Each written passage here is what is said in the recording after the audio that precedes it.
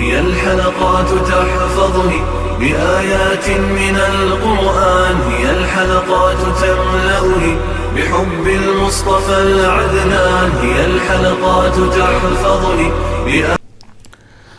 اعوذ باللہ من الشیطان الرجیم، بسم اللہ الرحمن الرحیم۔ ناظرین کرام، السلام علیکم ورحمۃ اللہ وبرکاتہ۔ انشاءاللہ تبارک و تعالی آج ہم لوگ پڑھیں گے النحو الکبیر کا سبق نمبر 14۔ اس میں غیر متمکن کی اقسام، اس میں غیر متمکن کی اقسام میں ہم لوگ جو ہے وہ پانچویں جو ہے وہ قسم پڑھ رہے ہیں اسماء ظروف کے متعلق، اور اسماء ظروف کے متعلق جو ہے وہ ہم لوگ اس کی تعریف کتنے ہوتے ہیں، کون کون سے ہوتے ہیں، پھر اس کی اقسام ہم لوگوں نے بنائی اور تین قسموں میں ہم نے تقسیم کیا: ظروف زمانیہ، ظروف مکانیہ اور پھر ظروف زمانیہ و مکانیہ۔ اور ابھی جو ہماری گفتگو کا سلسلہ چل رہا ہے وہ چل رہا ہے اسماء ظروف میں ظروف زمانیہ کے متعلق جو ہے وہ ہماری گفتگو کا سلسلہ چل رہا ہے۔ اچھا، تو ابھی ہم لوگ یہ بات کرتے ہیں کہ اب تک جو ہے وہ ہم لوگ اس ظروف زمانیہ میں کتنے ہم لوگ الفاظ جو ہے، کتنے اسماء جو ہے وہ ہم لوگ، کتنے اسماء کا استعمال جو ہے وہ ہم لوگ پڑھ چکے ہیں۔ دیکھیں، تقریباً میں نے یہ کہا تھا کہ یہ 12 ہوتے ہیں جو مستعمل ہیں، استعمال کیے جاتے ہیں۔ ظروف زمانیہ وہ اسماء ہیں جو کسی فعل کے واقع ہونے کے وقت کے اوپر دلالت کریں، تو فعل کے واقع ہونے کے وقت کے اوپر دلالت کرتے ہیں، تو انہیں اصطلاحاً جو ہے وہ مفعول فیہ بھی کہا جاتا ہے۔ تو یہ مفعول فیہ واقع ہوتے ہیں، ٹھیک ہے۔ اچھا، ابھی تک جو ہے وہ ہم لوگ اس کے بارے میں پڑھ چکے، اس کا معنی کیا ہے، اس کا استعمال کیا ہے، کہاں داخل ہوتا ہے اور کیا کیا خاص بات ہے اس کے متعلق۔ اذا کے بارے میں پڑھ چکے ہیں اور متى کے بارے میں پڑھ چکے ہیں، کیفہ کے بارے میں پڑھ چکے ہیں، اور لاسٹ جو ہماری کلاس تھی، کلاس نمبر 34، اس میں ہم لوگوں نے جو ہے وہ تقریباً ایانہ کے بارے میں بھی میں نے آپ کو پڑھا دیا ہے۔ آج جو ہے وہ ہم لوگ پڑھنے والے ہیں امسی کے بارے میں۔ دیکھیں، کتاب میں جو لکھا ہے وہ تو لکھا ہے، وہ آپ پڑھیں گے تو وہ آپ سمجھ ہی جائیں گے، لیکن اس طرح سے میں آپ کو سمجھا دیتا ہوں کہ بنیادی طور پر یہ یاد رکھیں کہ سی، یہ حمزہ، میم اور سین کے نیچے جو ہے وہ کسرہ ہے، زیر ہے، ٹھیک ہے۔ تو یہ جو امسی ہے نا، یہ بہت زیادہ کثیر الاستعمال ہے، خاص طور پہ لینگویج کے اندر تو بہت زیادہ جو ہے وہ استعمال کیا جاتا ہے۔ قرآن پاک میں بھی باقاعدہ طور پر اس کا استعمال کیا گیا ہے۔ اب یہ ہے کہ اس کو یاد رکھ لیں کہ اس کی دو حالتیں ہیں، دو حالتیں۔ اچھا، وہ دو حالتیں کون کون سی ہیں؟ ایک تو یہ الف لام کے ساتھ آئے گا، یعنی الامسی، اس طرح سے ہوگا، اور ایک تو یہ الف لام کے ساتھ نہیں ہوگا، صرف اور صرف یہ امسی ہوگا، ٹھیک ہے۔ تو بنیادی طور پہ آپ نے کیا یاد رکھنا ہے کہ یہ اس کی دو حالتیں ہیں، ایک تو الف لام کے ساتھ آتا ہے اور دوسرا الف لام کے بغیر آتا ہے۔ تو میں آپ کو دونوں حالتوں کے بارے میں بتاؤں گا۔ تو سب سے پہلے میں آپ کو یہ بتا رہا ہوں، جبکہ یہ الف لام کے بغیر جو ہے وہ استعمال کیا جاتا ہے، تو پھر یہ کس طرح سے استعمال کیا جاتا ہے۔ تو یاد رکھیں، ہم لوگ نہیں بولتے کل تم نے یہ کیا تھا، تو کل مطلب جو گزشتہ کل، آج ہے، اور آج سے جو پیوستہ ہے، یعنی آج سے جو جڑا ہوا جو گزشتہ جو دن ہے وہ ہے کل۔ تو ایک طرح سے آپ یہ دیکھیں کہ جب میں کہتا ہوں کل تم نے یہ کیا تھا، تو یہ معین ہو گیا نا، اس طرح سے کہ کل ہی کی بات ہے کہ تم نے یہ کیا تھا، اور اس سے پیچھے بھی کافی سارے دن گزرے۔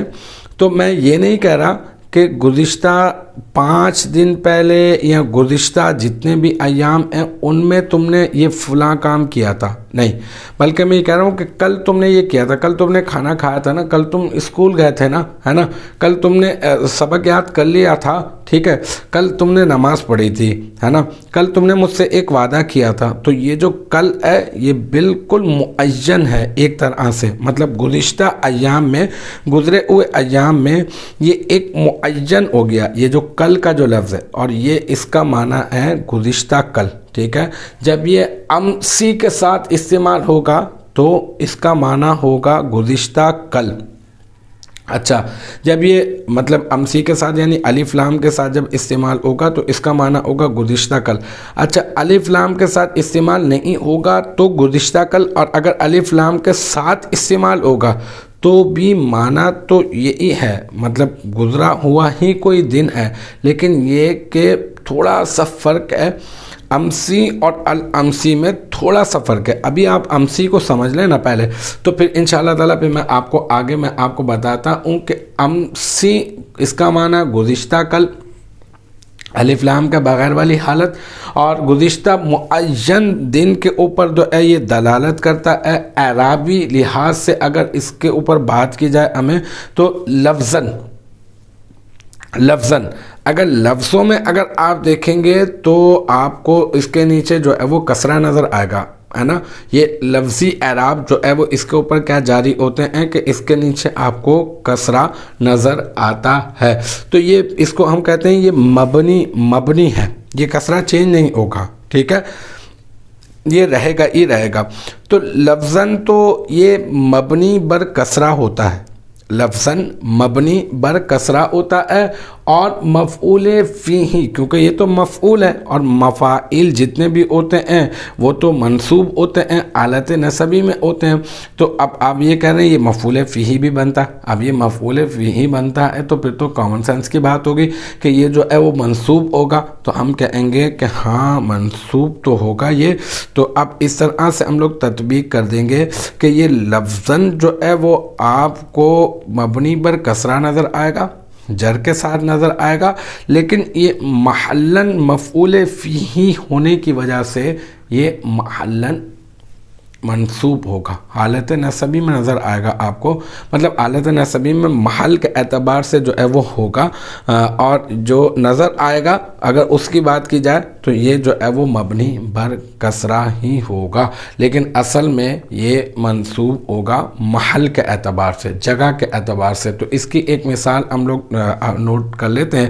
اس کی ایک مثال ہے جب یہ الف لام کے بغیر جب استعمال ہو رہا ہے، اس کی مثال ہے جئت امسی، وہی جئتو فعل ہو گیا، صیغہ واحد متکلم ہو گیا، اور تو ضمیر اس کا فاعل ہو گیا، اور امسی جو ہے یہ مفعول فیہ بن گیا، اور یہ کل کے معنی میں جو ہے وہ استعمال ہو رہا ہے، اور یہ جو ہے نا مبنی بر کسرہ نظر آ رہا ہے، لیکن چونکہ مفعول فیہ ہے تو اس وجہ سے ہم لوگ کہیں گے کہ یہ محلاً جو ہے وہ منصوب ہے۔ جئتو امسی کا معنی میں آیا، میں گزشتہ روز کل میں کل آیا، ٹھیک ہے، میں کل آیا تھا، یوں بھی کر سکتے ہیں، میں کل آیا۔ تو یہ آپ کی سمجھ میں آ گیا کہ اس کی دو حالتیں ہیں امسی کی، یا تو الف لام کے بغیر استعمال کیا جائے گا یا تو الف لام کے ساتھ استعمال کیا جائے گا۔ اگر یہ الف لام کے بغیر اگر یہ استعمال کیا جائے گا تو یہ کس طرح سے استعمال ہوگا اور اس کے معنی کیا ہوں گے یہ ہم نے سمجھ لیا، اس کی مثال بھی میں نے آپ کو بتا دی۔ اچھا، اب ہم لوگ آگے چلتے ہیں۔ اب ہم لوگ اس کو، اب میں آپ کو یہ بتا رہا ہوں کہ جب یہ الف لام کے ساتھ استعمال ہوگا، الف لام کے بغیر جب استعمال ہو رہا تھا تو بس یہ ہم یہ کہہ رہے تھے کہ میں کل آیا، کل ہی کی بات ہو رہی تھی۔ اچھا، اب بھی امسی کا معنی جب یہ الف لام کے ساتھ استعمال ہو رہا ہے، اس کا معنی کل ہی ہے، کل ہی ہے اس کا معنی، لیکن امسی اور الامسی کے اندر جو ہے وہ فرق کیا ہے، یہ اس کی جب الف لام کے ساتھ استعمال ہوتا ہے تو اس کی یہ دوسری حالت ہے۔ تو یہ ماضی کے اب ماضی میں تو بہت سارے ایام گزرے ہوں گے، آپ کی بھی زندگی میں گزرے ہوں گے، اور مطلب ماضی کے کسی بھی غیر معین دن کے اوپر اگر میں کل بولتا ہوں تو کل تو معین ہو گیا نا، ماضی کا کل کی بات ہے نا، تو لیکن یہ ماضی کے کسی بھی غیر معین دن پر دال ہوتا ہے، یعنی دلالت کرنے والا ہوتا ہے، اور اس صورت میں جب اس کے اوپر الف لام آ جاتا ہے تو پھر یہ معرب ہو جاتا ہے، معرب۔ اور معرب کیا ہوتا ہے؟ معرب وہ کلمہ ہوتا ہے کہ جس کا آخر مختلف عوامل کے آنے کی بنا پر تبدیل ہو جاتا ہے، تو پھر یہ مبنی بر کسرہ نہیں رہتا جب یہ الف لام کے ساتھ آ جاتا ہے۔ تو جیسے کہ مثال کے طور پر یہ مثال آپ نوٹ کر لیں، لم تغنا بالامسی، ٹھیک ہے۔ اچھا، اب گویا کہ لم تغنا، گویا کہ وہ کھیتی، گویا کہ وہ کسی بھی گزشتہ روز میں تھی ہی نہیں. اب وہ تھی ہی نہیں کا معنی کیا؟ اصل میں وہ کھیتی مراد ہے نا. تو گویا کہ آگے اور پیچھے سے جو بات چلی ہے نا، تو اس سے مراد یہ. تو اب یہاں پر ہم لوگ وہ نہیں سمجھ رہے، ہم لوگ یہ سمجھ رہے ہیں کہ یہاں پر اگر میں یوں کہوں کہ گویا وہ کھیتی کسی بھی گزشتہ روز میں تھی ہی نہیں، تو اس سے مطلب ہم یہاں پہ یہ سمجھنا چاہ رہے ہیں الف لام کے ساتھ استعمال ہوا ہے تو گزشتہ کل کے معنی استعمال نہیں ہوا. یہ یہاں پہ نوٹ کرنے والی بات ہے. ابھی ہم لوگ پوری کی پوری تو عبارت تو نہیں سمجھ رہے، لیکن ابھی جو نوٹ کرنے والی بات ہے، وہ نوٹ کرنے والی بات یہ ہے کہ آپ اس کو اس طرح سے ذہن میں رکھیں کہ اگر الف لام کے ساتھ استعمال ہوتا ہے تو پھر کیا استعمال ہے، الف لام کے بغیر استعمال ہوتا ہے تو کیا. تو الف لام کے بغیر ہوتا ہے تو کل، معین کل یعنی گزشتہ کل.